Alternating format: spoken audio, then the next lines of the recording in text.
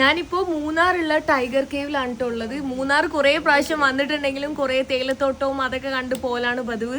പക്ഷെ ഇന്ന് നോക്ക്, ഞാൻ ഒരു കേവിൻ്റെ ഉള്ളിൽ കൂടെ എല്ലാം പോകണം. അത്യാവശ്യം അഡ്വഞ്ചർ പോലെ ഫീൽ ചെയ്തു, നൈസായിട്ടുണ്ട്.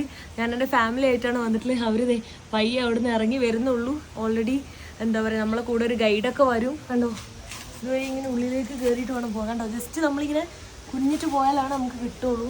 ലൈക്ക് അങ്ങനെ ഒരു സ്പേസാണ് ഉള്ളത്. കേട്ടാ, ഇതിന് ഗ്യാപ്പിൽ കൂടെ ഒക്കെ പോകണം. നൈസാണ്, ഭയങ്കര ഇൻട്രസ്റ്റിംഗ് ആയിട്ട് എനിക്ക് തോന്നി.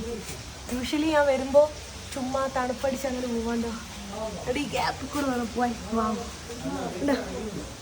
നോക്കി, ഫുള്ളിങ്ങനെ കേവ്, അതിൻ്റെ ഉള്ളിൽ കൂടെ പോകണം. ലൈക്ക് ഇവിടെ അധികം പേരൊന്നും വരുന്നില്ല, വീക്കെൻഡ് അല്ലാത്തതുകൊണ്ടാണെന്ന് തോന്നുന്നു. എന്തായാലും നൈസായിട്ടുണ്ട്. യൂഷ്വലി ഞാൻ ഇങ്ങനെയൊന്നും കാണാറില്ല. മൂന്നാർ ഒന്നുമില്ല, മൂന്നാർ എന്താ ഉള്ളതെന്ന് ചോദിക്കുന്നവരോട് ലൈക്ക് ഇവിടെയൊക്കെ വന്ന് എക്സ്പ്ലോർ ചെയ്യാണ്ടോ. ഇതിനുള്ളിൽ കൂടെ ഇങ്ങനെ വഴിയുണ്ട് കേട്ടോ, വെള്ളമൊക്കെ ഉണ്ട്. ഞാനാണെങ്കിൽ ഒരു ഷൂ പോലും ഇട്ടില്ല, സാധാ ഒരു സ്ലിപ്പർ ഇട്ടിട്ടാണ് വന്നത്. അപ്പോൾ അതുകൊണ്ട് ചെറിയ സ്ലിപ്പർ ഉണ്ട്, ഷൂ ഇട്ടിട്ട് വന്നാൽ നല്ലതായിരിക്കും. അതുകൊണ്ട് ആ ഗ്യാപ്പിൽ കൂടെ ഞാൻ വന്നത്. നൈസായിട്ടുണ്ട് കേട്ടോ. ഇനി ഇതിൻ്റെ ഉള്ളിൽ കൂടെ ഒരു 10-15 മിനിറ്റ് പോകാനുണ്ട്.